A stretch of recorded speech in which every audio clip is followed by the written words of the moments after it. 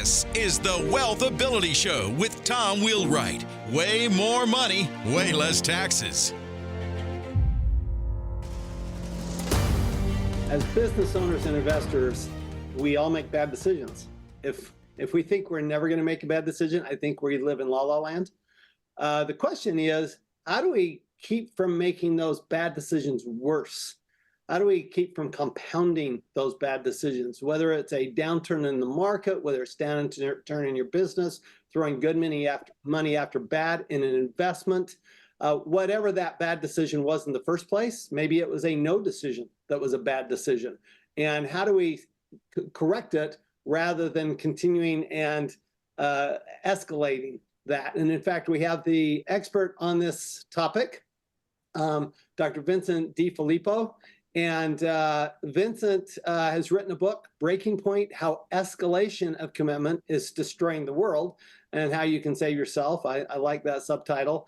But it's Breaking Point with put the brakes on, not breaking point as in you're at a breaking point, although I'm sure there's a double entendre intended there. And it's just, Vincent, it's great having you on the show. Thank you very much, Tom. I appreciate the opportunity to speak to you and be in front of your audience. So give us just a 30-second clip of your background and how you got into this particular topic. Okay. I'm a kid from New York. Started working on Wall Street when I was 18. I'm 51 now. And I had big dreams after I saw the movie Wall Street. I wanted to be like Bud Fox before he got arrested. And, I loved the stock market from early on in my teens, my childhood. And I've been fortunate, to work from just being a financial advisor, portfolio manager, moving into investment banking and being part of startup companies and watching them grow to where the last, before I retired, the last couple of years before the pandemic, I should say, I was operating a private equity fund out of Hong Kong.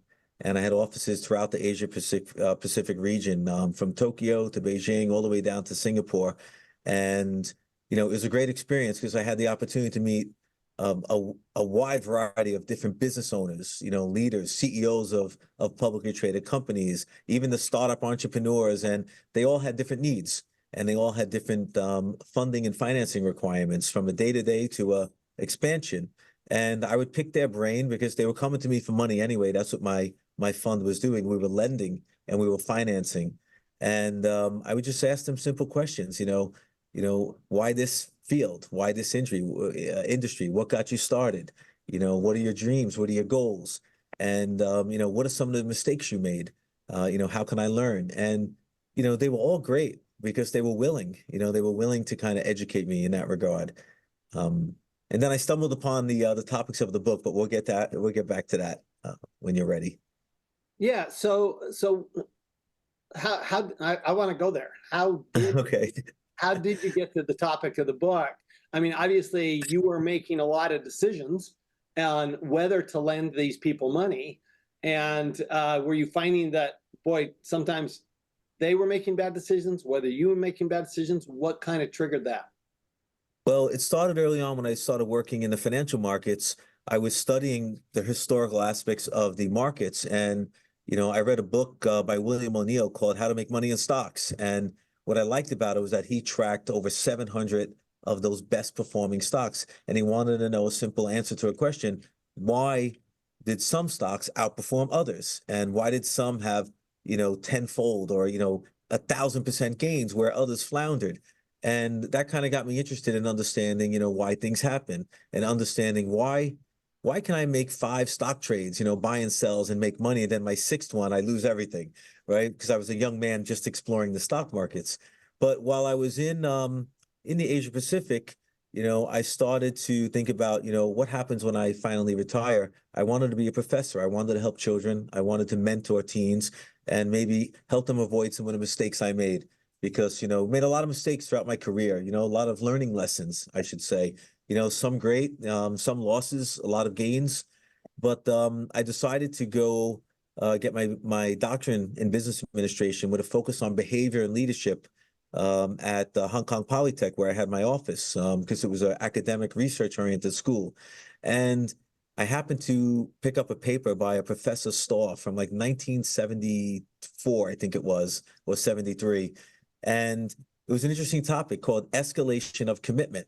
Okay. And he studied 160 project managers. And the whole basis of his study was these project managers, they wanted to build, a manufacturing plant, for example. And they put, maybe it was a $20 million investment. They put 10 million into it. And then later they realized the technology was obsolete. It was cheaper to outsource, or there could have been a better way. But they still escalated their commitment and put the remaining monies into the factory. And when he did his research, it came out that, first of all, they felt responsible for the decision. And being responsible, they wanted to see it through.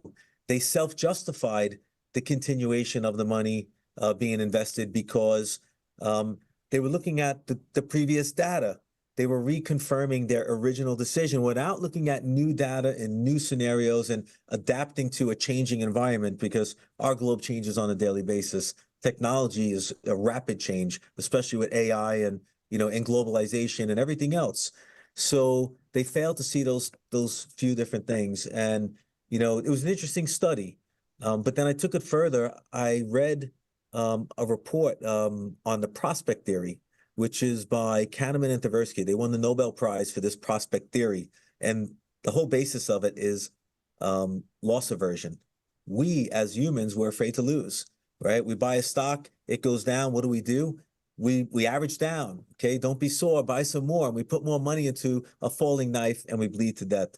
And they did a study, different various, behaviors and personalities. And they found that people tend to be afraid to lose. And they did a simple scenario where, let's say we bought a stock at $1 and it goes to $1.50. Well, based on their study and their research, people become risk averse. And instead of putting more money on a winning stock, right, they'll sell and they'll preserve the gain because they don't want to lose the gain. On the flip side, stock goes down from $1 to 50 cents, right? What do? Instead of cutting their losses and live to fight another day, they put more money. And then it goes to 25 cents or even less, right? And they lose. They become risk seekers because they don't want to lose.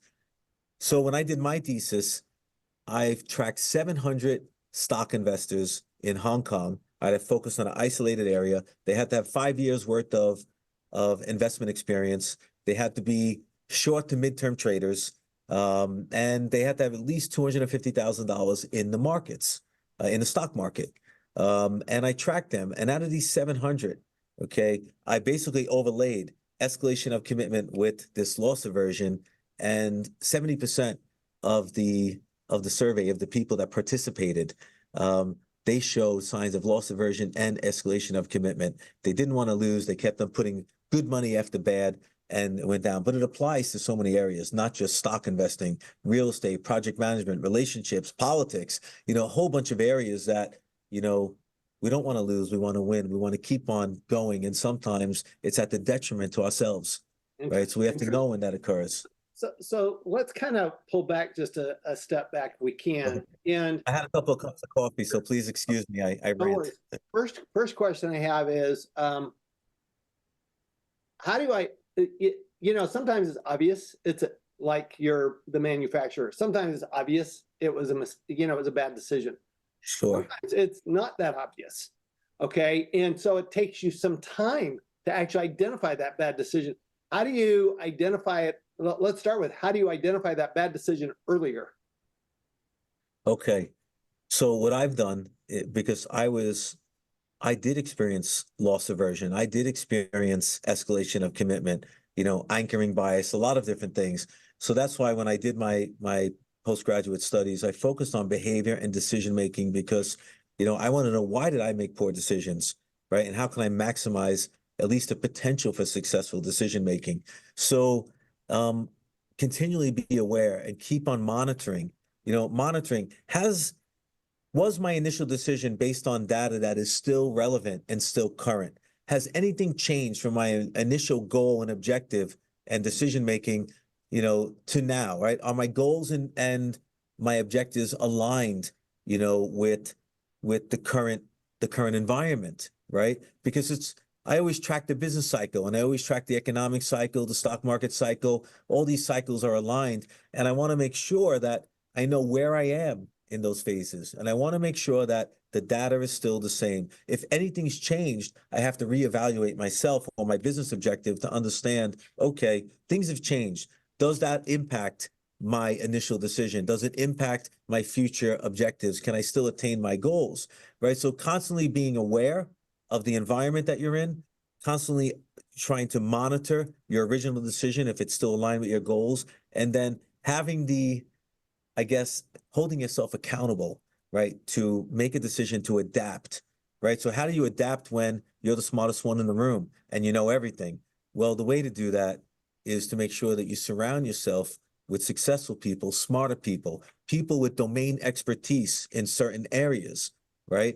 And that way, I always think a collaborative type of effort. You know, have a team around you, have advisors that you can trust and you respect, and you know, they have the experience to give you, you know, clear advice where they're not going to be worried about, okay, I don't want to offend Tom today. You know, I'd rather have someone say, you know what, Tom, you know, I'm your friend. I want to just tell you straight. This is the truth. Okay. Here's the facts. So I'm going to delve into that because Yeah. I got a personal example to go to. But I have Please. three things. First of all, you said you got to see it about the data. And I think one of the challenges, particularly with business owners and investors, is that they don't focus on the data in the first place. And Yeah. so I love that, you know, and I know good stock trader, good stock investor is all about the data. So, Yeah. you know, I mean, you look at the greatest stock investor of all time, probably Warren Buffett, a lot of data there. I mean, there's nothing he does without the data. So I heard that one. And then I heard, okay, you got to look at your environment. Has the environment changed? Okay. And I'm going to come back to that one because that goes to something, to my situation. And then accountability. You know, you have somebody holding yourself accountable. So interestingly enough, about a year ago, my market changed and the environment changed just under a year ago. And I noticed it. I noticed it right off the bat. And the challenge is that I kept asking, why? Why did it change? And the people I was asking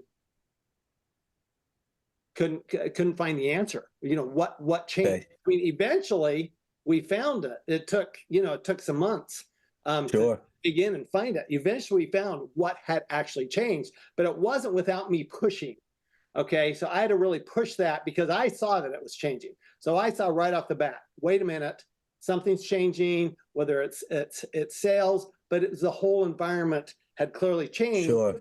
And then what I finally had is I had one person in my organization, and he calls me, and I remember the phone call. He said, Tom, I just got to tell you, this is what's going on.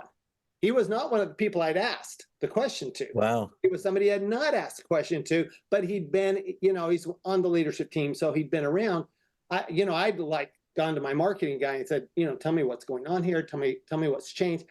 He didn't understand, but what I didn't realize is he didn't understand our business in the first place. And so there's no way he could have known. You know, he was the wrong person to ask. The other guy, he came and said, Tom, I'm going to tell you what's going on. This is what's happening. And this is, and we pivoted very quickly. And I want to get to actually, you know, how to pivot and that kind of stuff. But having those people, it's very challenging. You know, you're a leader in your business because you're a strong person. That's why you're the leader. Okay. But at the same time, you want to be, you need those people around you. And, you know, I can tell you, I can count them on one hand over the years, the people who will actually give it back to me what I ask. You know, and that's all you need sometimes, you know. But you got to have those people, right? Yeah. You got to have those people that won't just say, Tom, you know, you're great. You don't want yes men. You definitely don't want yes men or yes women, right? Why do you need yes men? You're in business. Seriously. I mean, this is something I don't understand about politics. These people want to surround themselves with yes men. Why? It's so counterintuitive to me to surround yourself. You know, it's just, I mean, really, your ego is just that big. Yeah. What's going on there? You know, and it's difficult as a startup company. Let's say you're bootstrapping. You're wearing many hats. You're an administrator, you're a salesperson, you're an entrepreneurial leader, right? You have to wear many hats depending on the day and the time and who you're speaking to. So you may not have those resources. You may depend more on, your significant other, your loved ones, your family members, your lifelong friends, right? But they might not have the experience, right? Not that they're not trying to help you. They just might not be domain experts in your particular business.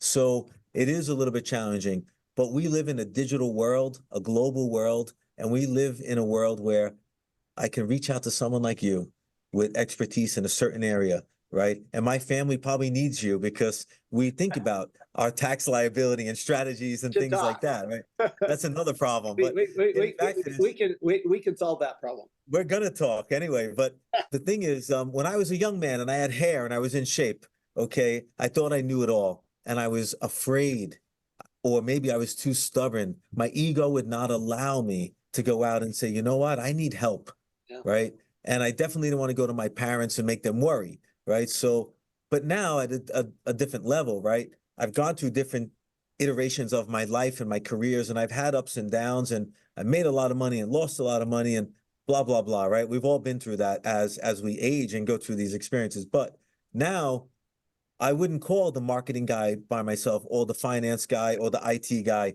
What I have found to work for me with my particular personality is get them all in one room, because sometimes, even though they want to help us and give us the straight answers, they're a little bit hesitant.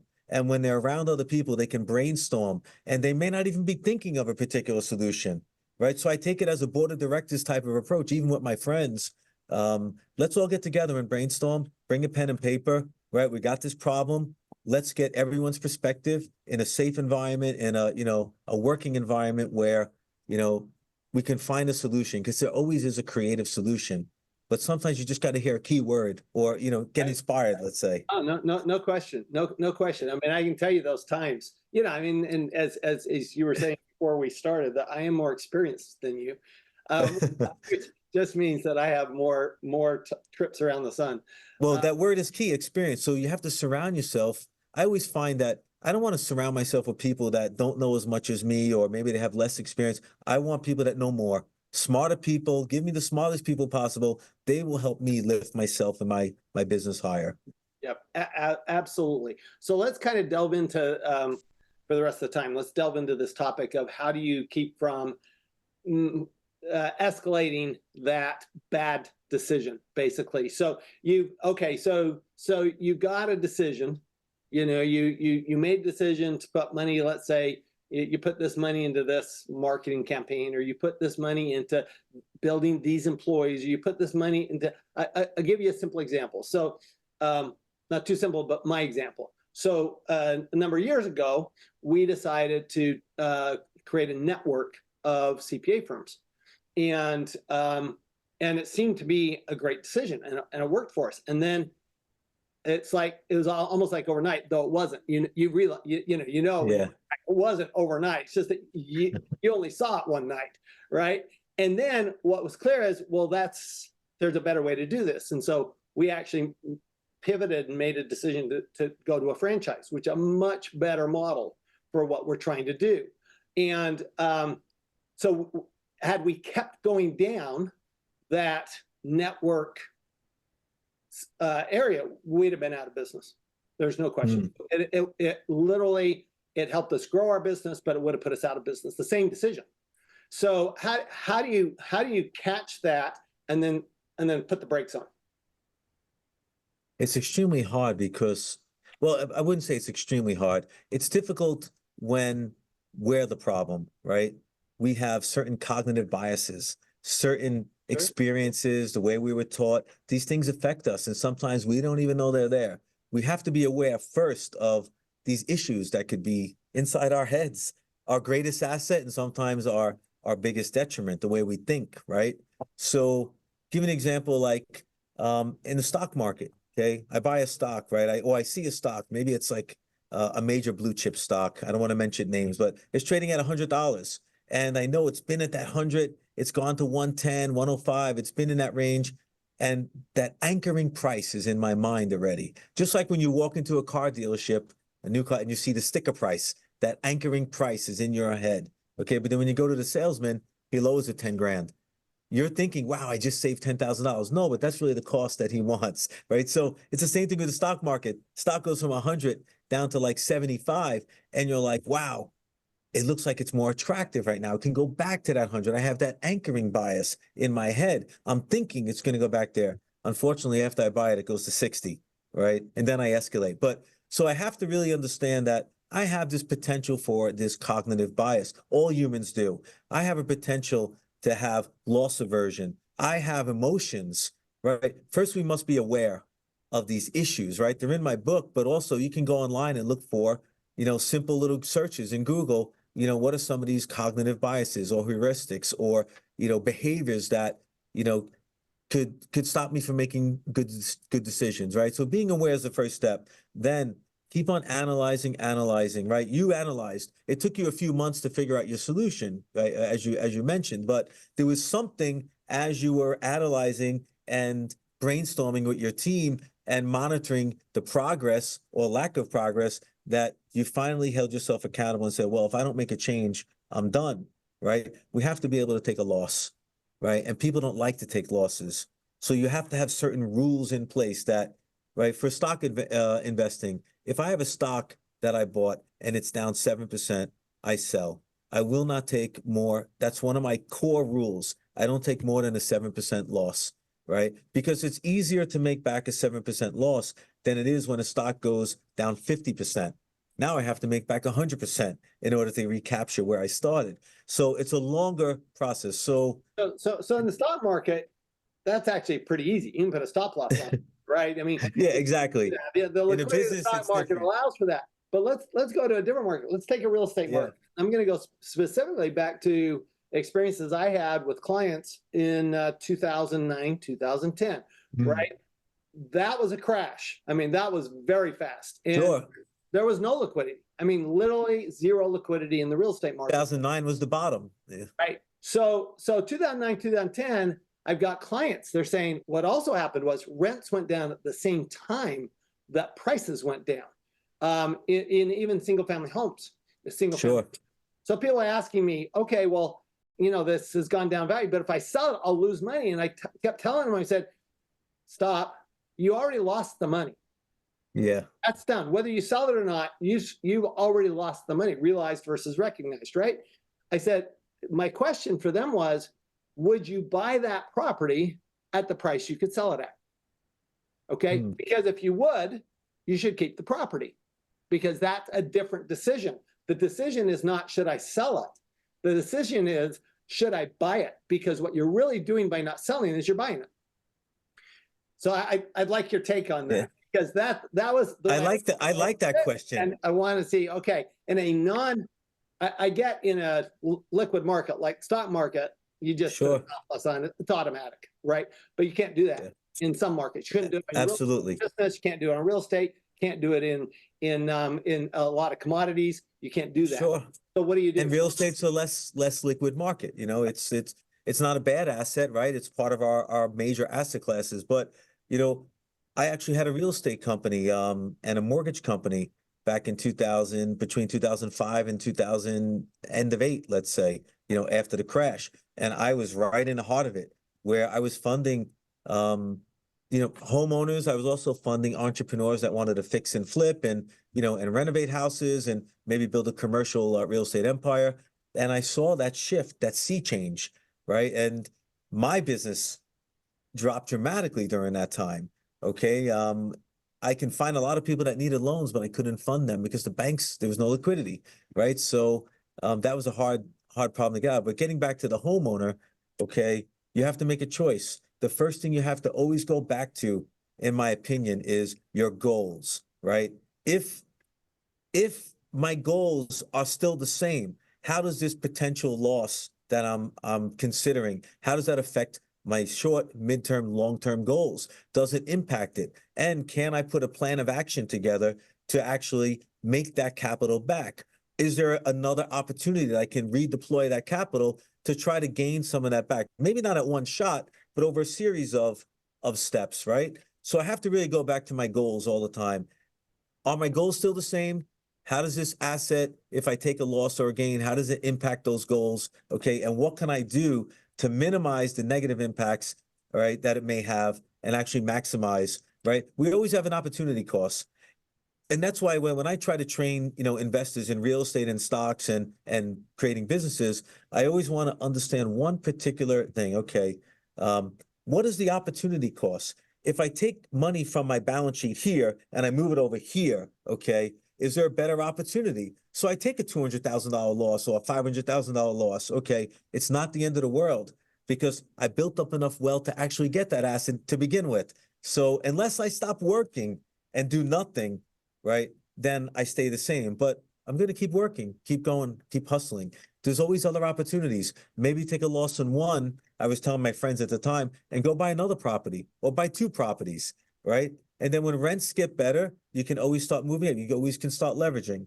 So you need to have clear goals, first of all, no matter what. And you need to have a serious plan of action and understand what are the opportunities available to me. And you need to really be able to say, you know what, I am not scared to take a loss because it's the right decision based on my goals. So one of the things I heard from you is not only do you need a plan of action, but you really need to have your criteria for investing. What are those criteria? You've got, I love talking to successful investors because what I find is they always have very clear criteria. You will not take more than 7% loss. That's one of your criteria. It's sold. Doesn't matter what stock it is. Doesn't matter what it is. I sell it when I let it go at 7%.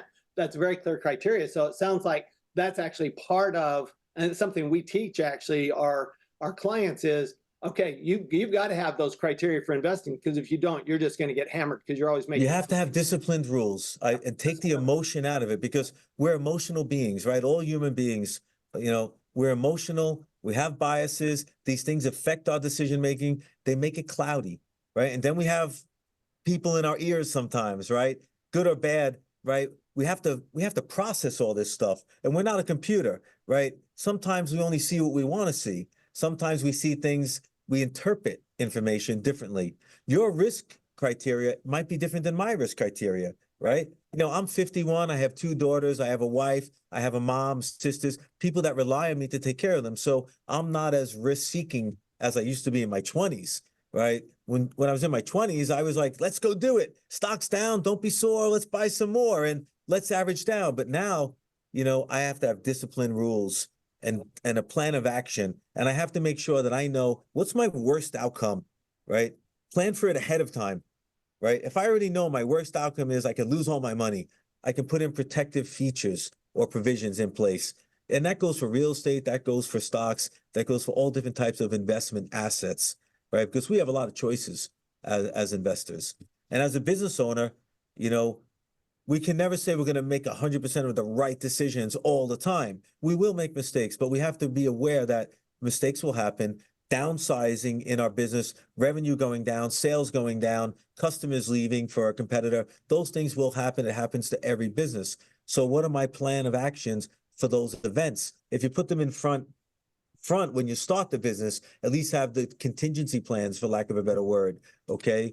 And have some options to remedy those things. You can avoid those long delays in the outcome that you want, those delays trying to figure it all out.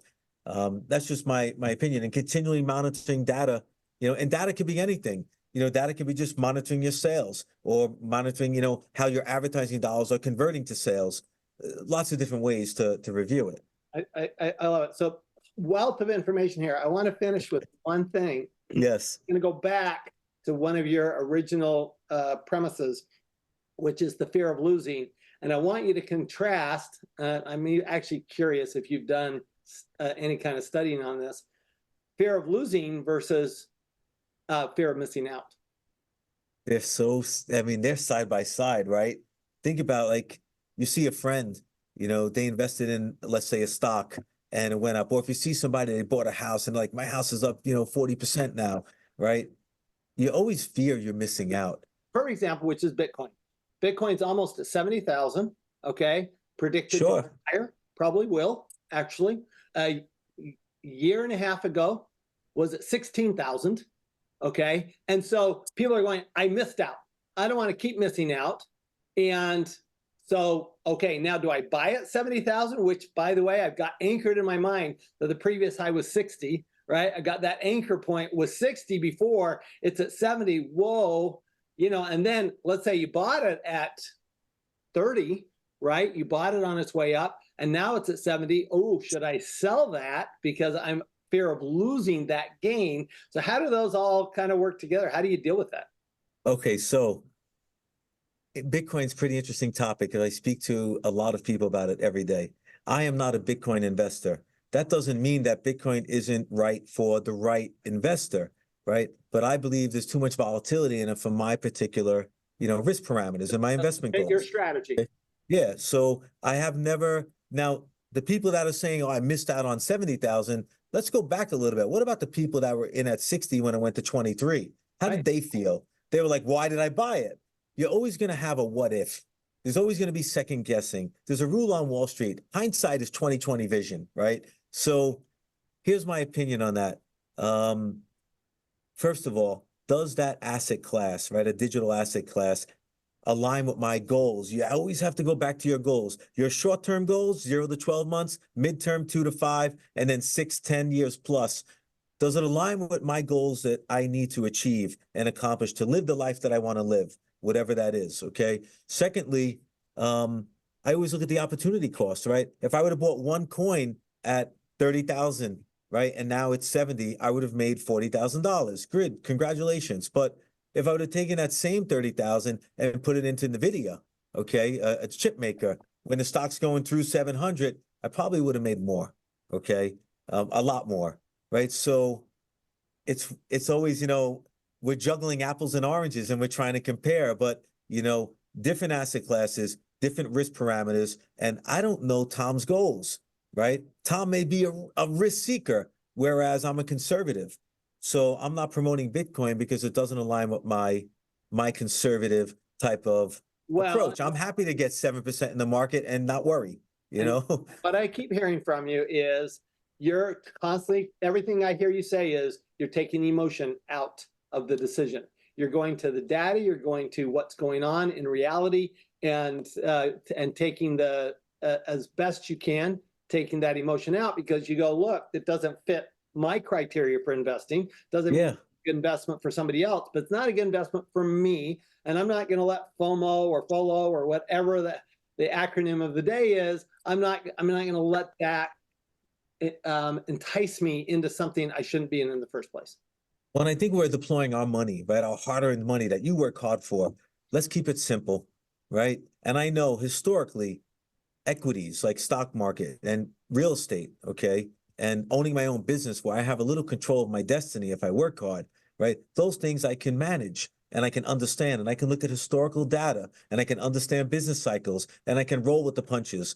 Whereas, we have digital currencies and we have coins, a lot of them are highly manipulated. A lot of them, that really don't have a useful function for me as a normal banking customer, let's say, right? So, why do I need it? Just to make money? Plenty of things we can do with less headaches to make money. If money is the objective, okay, how much money do I need to align with my goals? It starts with goals and then the plan of action. And then the one thing that everybody does not talk about, but what about tax planning? Yeah. What? It's great. I went from 30 to 70. What's the tax consequence on that? And how does that affect my goals? Right? Because at the end of the month, at the end of the year, we're like, wow, I have to pay 20, 30, 40, 100,000 in taxes. I wish I would have saved, right? Because usually we spend the money. So yep, tax planning is a big part of it. Especially those short-term trades. Yeah, exactly. 40% tax can kill you. If you look at all the billionaires, they were in it for the long game, right? Exactly. So once again, our guest has been Dr. Vincent deFilippo, and his book is Breaking Point. He's got a new one coming out. Very excited to see that one, another Breaking Point book in the series. And Vincent, where can we go to get more information about what you're doing and your studies? You could I have a personal website, vincentdefilippo.com. And you can also go to my investment banking website, viennacap.com, and you can get my contact information. You can see my bio. The Amazon links would be there for the books, of course. And if there's anything I can do to offer some advice, free advice, please reach out. I'm here. I love it. I love it. Thanks so much. Thank you so much. We're going to give you the Dr. deFilippo since you earned that. No, that's not, Then I should call you Dr. Tom because you're probably you're advanced. I purposely I have 3 brothers with PhDs, and I asked one if I should get my PhD, and he goes, don't get overeducated. That's what he told me. So I agree. It's great. It's great, but great. If it doesn't, don't do it. So I didn't do it. You already have the PhD, okay? You have domain expertise. I have I've had some amazing experience in my life. So I appreciate that. Thank you everyone for listening. We're going to make bad mistakes. But when we quickly identify those mistakes, don't throw good money after bad. Don't escalate those mistakes. What's always going to happen is, as we say at Wealthability, you're always going to make way more money and pay way less tax. Thanks, everyone. There's always tomorrow. You've been listening to the Wealth Ability Show with Tom Wheelwright. Way more money, way less taxes. To learn more, go to wealthability.com.